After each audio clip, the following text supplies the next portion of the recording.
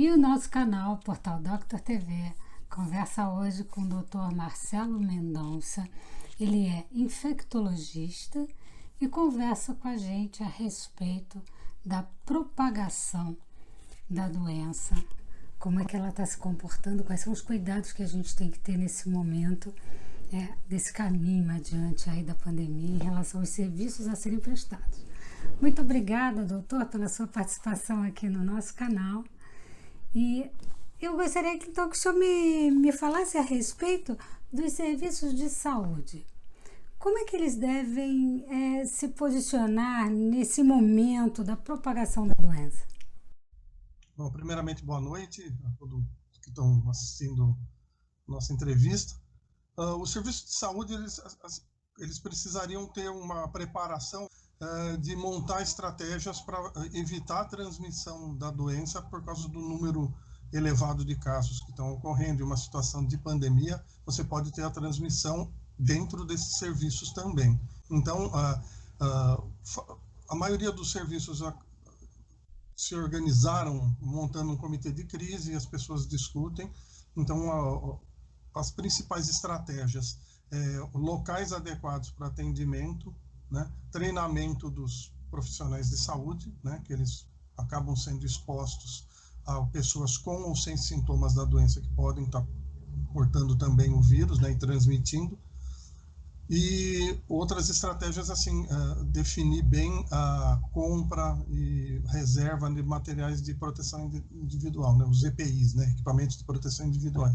Então, essas são as estratégias principais que os serviços de saúde precisam estabelecer. Hospitais, né, que são serviços maiores, então eles têm acabar destinando áreas do pronto atendimento, pronto-socorro, né, especificamente para atendimento desses pacientes, né, e destino de áreas de UTI em um número adequado, que isso nem sempre é possível, mas são estratégias importantes a serem desenvolvidas.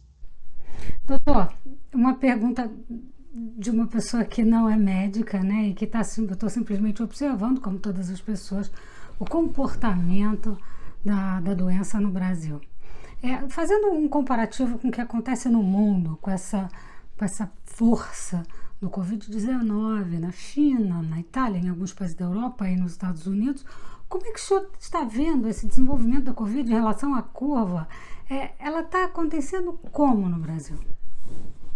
Então, no Brasil, o que a gente está conseguindo perceber é que existem determinados locais com um comportamento e outros locais com comportamentos diferentes, né? Se a gente traçar um paralelo com a Itália, por exemplo, né, que eles não fizeram nenhuma medida de distanciamento e depois acabaram só fazendo um lockdown quando os casos já estavam em grande número, necessitando de UTI, faltando vagas de UTI, etc. Então a gente tem um quadro bem dramático. Aqui no Brasil nós tivemos tempo de se preparar, né? Então a gente vê, por exemplo, no estado de São Paulo houve todo um preparo, né, estratégias, um comitê de crise grande criado, destinaram aumento de número de leitos de UTI, né, locais para internamento dos pacientes antes de chegar no hospital. Então, essa uma estrutura que foi montada dessa forma. Em outros lugares, pelo que a gente está percebendo, né, mesmo não estando lá nesses locais, a gente vê que em algumas cidades esse preparo não foi feito dessa forma tão incisiva, né? Então a gente tem problemas hoje em Recife, Fortaleza, Manaus, né, Macapá, que assim acaba faltando leito, né, para internamento desses pacientes em UTI, né? Então, porque essa doença, se a gente pegar, por exemplo, na Alemanha, que você tem uma mortalidade baixa, por quê? Porque o serviço de saúde deles estava muito bem estruturado. Então, no nosso caso, os locais do Brasil que tiverem um serviço de saúde mais bem estruturado vão ter uma mortalidade menor, né? Então, assim, o que matou mais na Itália foi a falta de leitos de UTI, né? Então, aqui no Brasil, a gente teve um tempo para se preparar, porque a doença chegou depois, né, do que aconteceu na Itália e na Espanha, por exemplo.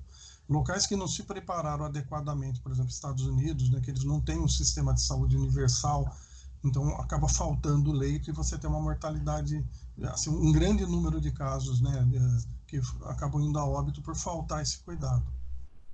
Sim. Bom, em relação à Alemanha, por exemplo, a Alemanha é um país que ela se colocou com um distanciamento social iniciado logo após o lockdown. Ela fechou um pouco e logo abriu para um distanciamento social coordenado. Esse também é um caminho? É um caminho. Mas aqui no Brasil, por exemplo, eu não sei se esse caminho a gente vai conseguir chegar tão cedo, por quê? Porque se você pega países como a Coreia, a Alemanha, etc., eles testaram bastante, né, a população. Então você acaba traçando estratégias sabendo da disseminação do vírus dentro da população. Aqui no Brasil a gente não tem esse dado. O Brasil é um dos países que testou menos, né? Então, hoje, por exemplo, os Estados Unidos é o país que está mais testando. Então, eles têm uma quantidade maior do número de casos porque eles fizeram mais testes, né?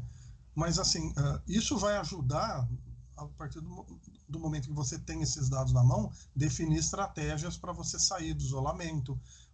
Em outras situações, pode ser que tenha que voltar ao isolamento, a gente não sabe. Nós vamos aprender com o avanço da doença. Doutor, é um vírus novo.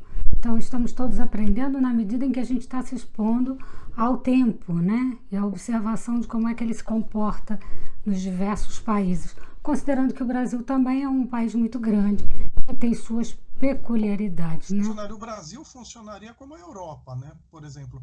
Então, você tem países da Europa, como nós temos em alguns estados do Brasil, que têm realidades diferentes, né? Você acha que essa curva tende a demorar? Quanto tempo? Estamos a quanto de tempo dessa curva? Ainda não. Não, Ainda não consegue ver. Existem estudos que foram feitos aqui por epidemiologistas, etc., que o número de casos, já, pelo menos no estado de São Paulo, na grande São Paulo, era para a gente já ter tido um número bem maior de casos. Então, teve um achatamento, né?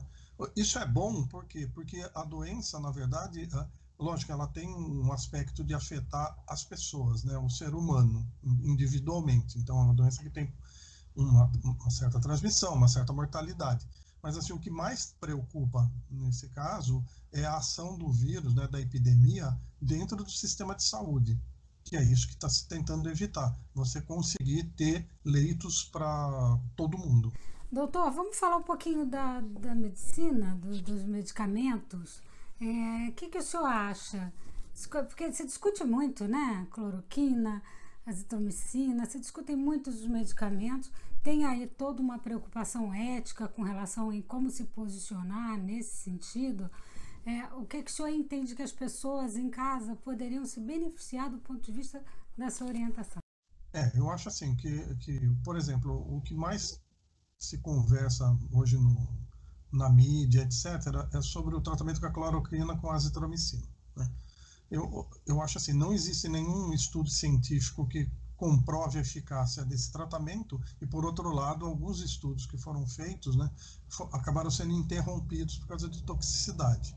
Então, eu acho que, assim, isso é opinião pessoal minha, que não se deveria usar esse tratamento com cloroquina e azitromicina no domicílio, né? Porque a gente não vai estar monitorando os pacientes, né? Então, Claro. Se é uma doença, os quadros mais graves ocorrem em idosos, diabéticos, etc.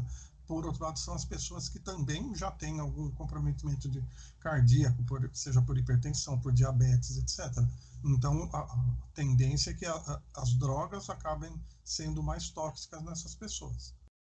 Em nenhum momento se deve tomar medicação por conta própria, né?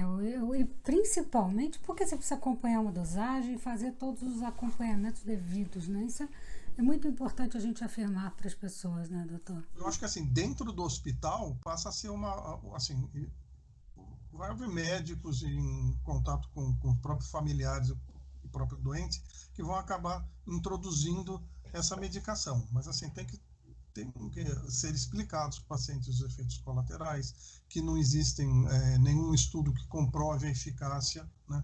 Por enquanto, os estudos bem inconclusivos. Ainda estão muito iniciais, etapas iniciais, né? Doutora, eu escutamos falar bastante daqueles remédios que são recentes, que não têm efeito colateral, que são voltados para vermes, para vermicidas, é isso? Não, então, eles tem testes que estão sendo feitos com 2 antiparasitários. Um é a ivermectina e o outro é a nitazoxanida. Mas, assim, começou um estudo agora, a gente não tem resultado. Ele teve uma ação in vitro, né? Ou seja, de inibição do vírus no laboratório, mas, assim, quando a gente trabalha com a indústria farmacêutica, vários medicamentos têm uma determinada ação, né? Então, sei lá, centenas de remédios têm uma determinada ação e só 2, 3 deles vão chegar na linha final e vão acabar sendo utilizados no mercado. Esses medicamentos, tipo a nitazoxanida, por exemplo, a gente sabe que tem uma baixa toxicidade, né? Mas mesmo assim, seria Mesmo assim conveniente. tem que tomar, Não, claro. primeiro que a gente não sabe se vai ter efeito mesmo. Eu aconselharia as pessoas não utilizarem nesse momento, até saírem estudos que mostrem que possa ser utilizado. Perfeitamente, doutor. Eu acho que é um momento que a gente está enfrentando e que são muitas as dúvidas. Toda hora tem uma atualização a respeito de um novo momento no mundo da pandemia, né? Como é que o senhor acha que esse vírus está se comportando em relação a essa finitude? O senhor acha que um dia a gente consegue efetivamente controlá-lo? Ele sai de circulação? Sim, em determinado momento ele vai sair de circulação. Toda epidemia é assim. Uma hora ela tem um término. A gente não sabe ainda, nesse caso especial, né, da pandemia atual pelo coronavírus, quando isso vai ocorrer. Então, a gente está vendo que alguns países na Europa já têm uma taxa de transmissão aparentemente reduzida, né? Caiu a mortalidade e letalidade. Então, em alguns lugares já tem esse comportamento, mas isso daí tem que ser ainda monitorado, que pode ter novas ondas de contágio e possa ter problema e ter que novas medidas serem tomadas, né? Então, a situação ainda não é tranquila, né? A gente tem que ainda ter bastante cautela. Bom, o senhor, como infectologista, o senhor está verificando a presença do vírus em diversas partes do organismo humano, mas ainda assim ele está presente efetivamente, mais afetando inicialmente os pulmões? Sim. Tem descrições até de lesões em vários órgãos, né? Mas o principal que está levando os pacientes para UTIs é o quadro pulmonar mesmo. Existem descrições de quadros neurológicos graves, etc., tipo o síndrome de Guillain-Barré, que é uma espécie de paralisia, que tem alguns casos descritos tanto na Itália quanto na China, mas não é isso que a gente está vendo no momento. O que nós estamos vendo são pacientes com quadros pulmonares graves. Vamos saber que o Brasil está bem preparado em relação a essa estratégia, né, de ter todos os equipamentos necessários para acomodar esse possível pico. Espera-se que não seja tão alto, né, que a gente consiga passar por ele de uma forma mais tranquila, né, doutor? É assim que o senhor está vendo? É assim que as estratégias foram desenhadas para isso mesmo, para a gente não ter um pico com um grande número de casos, com alta mortalidade. Então, se a gente tiver uma distribuição um pouco, nem que fosse um pouco maior o tempo, mas você tivesse uma quantidade menor de número de casos, o sistema de saúde consegue dar conta desse tratamento e isso impediria a mortalidade elevada nos casos de Covid. Muito obrigada, doutor, pelos seus esclarecimentos. Eu não tenho dúvida que conversar com um infectologista, com uma pessoa que conhece profundamente esse assunto, nós sabemos disso. Eu quero agradecer sinceramente o senhor pela sua participação aqui no nosso canal. Eu que agradeço e boa noite a todos. E o nosso canal fica por aqui. Eu vejo vocês no nosso próximo vídeo aqui no Portal Doctor TV, o seu canal de saúde.